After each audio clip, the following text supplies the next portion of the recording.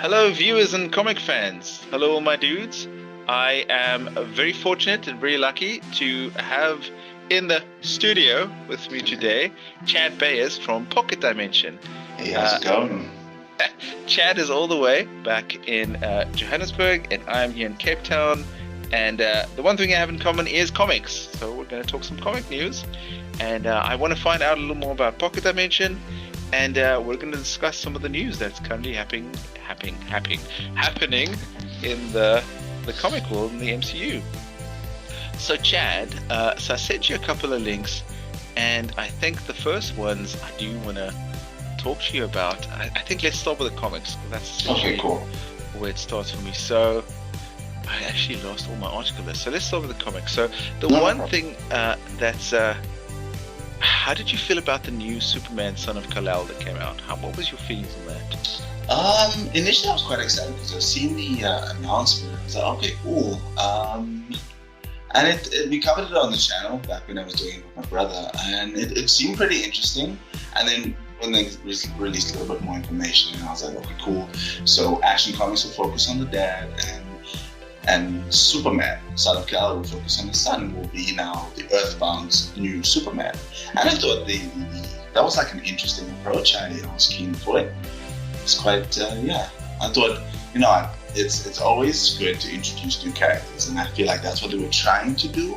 Try and evolve the characters a bit. So I feel like that was good. It was a good approach. Yeah, I also feel like it was a good approach, but I see now that apparently it seems like it's coming to an end. It's being cancelled, yeah. Yeah. Listen, I also think I think when you take a character like Superman, it's people have been reading Superman since the 60s or so. So Yeah, people are quite attached to the character. So I think when you try and change it up, you try and introduce new things, it might hit, it might not hit. So it's a roll of the dice. Yeah, that is true. It's a tricky one because I'm thinking to myself like, so I understand. So funny enough, Miles Morales. I mean, everybody kind of knows about him now after Into the Spider-Verse. Before that, a lot of people weren't really familiar. But my understanding is in the comics, he seems to be making a bigger splash than Riri. And then I'm looking at Riri Williams from Ironheart, and I'm like, why is it that he connects better but she doesn't connect better? And then I'm looking at what's happening in the MCU today, and it's oh man, dude, like I don't know how I feel about it, but if you look at it like, okay, so then Hulk came out, and then like, okay, cool, what about a She-Hulk show? She-Hulk came out. And let's see, and then Thor, and then introduce Lady Thor, and then after Lady Thor, Ironheart's coming out. So I feel like, they're really pushing, let's bring women into comics, and there's nothing wrong with that. It's absolutely nothing. But I don't know. From what I'm picking up, is people feel maybe they're pushing a little too hard. I don't know. What's your feelings? Listen, I think because if you look at the times in the 60s, it's completely different to now. There's a whole new era that's happening now. So there's a whole lot. There's a lot of different people you got to service, which is cool. So I think sometimes it might come across that like you're trying too hard. They're trying to appeal to different markets. Funny, because we talk about Son of Kal-El. I've seen somebody post about, obviously now John Kent is I think part of the LGBTQ community. Yeah, that's it. I can appreciate the idea of trying to appeal to the different cultures and different people that, just try and bring people to read comic books, because at the end of the day, I'm a big advocate of trying to get people to read comic books. I will be outside your house with comic books. But so I was very curious. I see somebody post about it, and there was a comment underneath that from a dude who's bi. He's like, listen, as a bi person, this book doesn't hit for me. So I guess it all depends on like how it hits. Sometimes it's a roll of the dice, honestly. As far as I know, if something happens on Twitter, everybody goes, shuffle, let's fix it.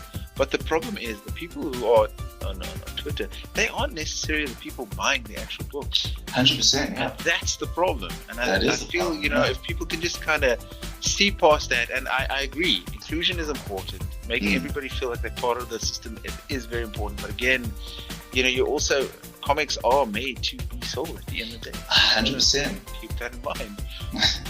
It's a business at the end of the day, and I feel like as fans, we are very attached to these properties. We love these characters, we love the story, so we could get a bit too emotional at times, if that's the right way to say. But it's easy to say this book is bad, this character is bad, this writing is terrible.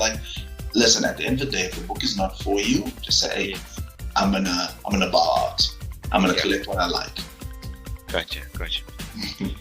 Cool. So with that, I don't know if you saw, but quite recently it came out that Marvel said they are pushing back the release dates for 4 of their major films. In fact, Armor Wars it's gonna turn into a movie. It was initially going to be a show, and I think this is after, if I watched enough YouTube, this is after the reception of Werewolf by Night. So as far as I can pick up, the route they're going to start going, instead of making TV shows, perhaps doing the Marvel special presentation and start bringing out short movies, which I don't think is a bad idea. Because if you think about it, okay, so let's say for She-Hulk, they had the budget of X amount for these 8 or 9 episodes, and instead of doing that, just take that budget, make one proper movie, proper effects, and present that on Disney Plus as a short film, a special presentation. I think that might actually work much better. 100%. Yeah.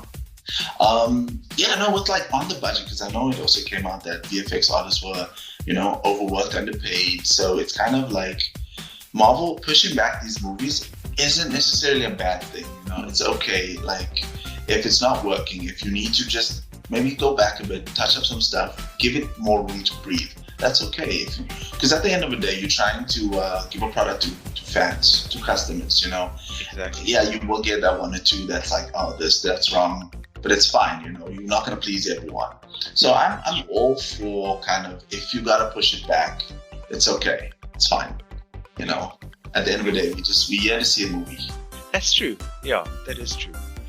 Okay.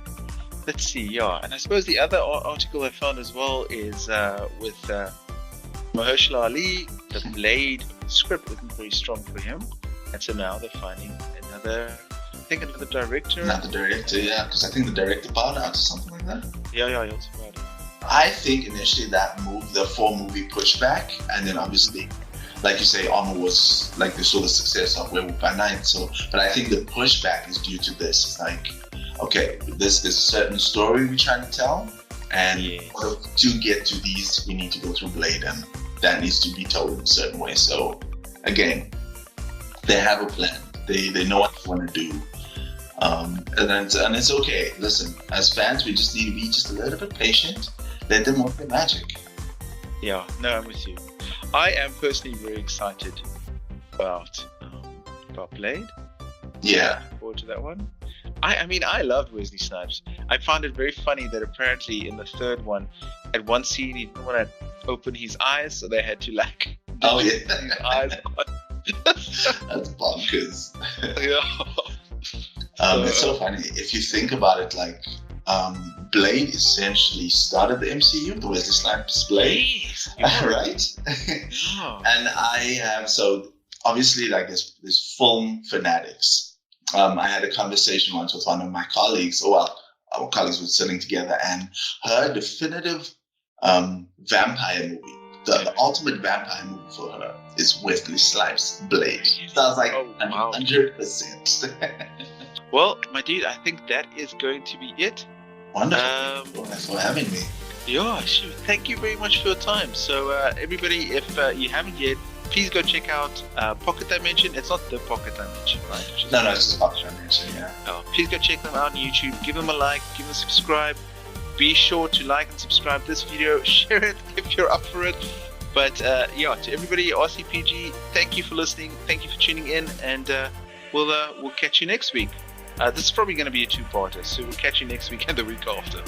All right. All the best. Thank you, and cheers.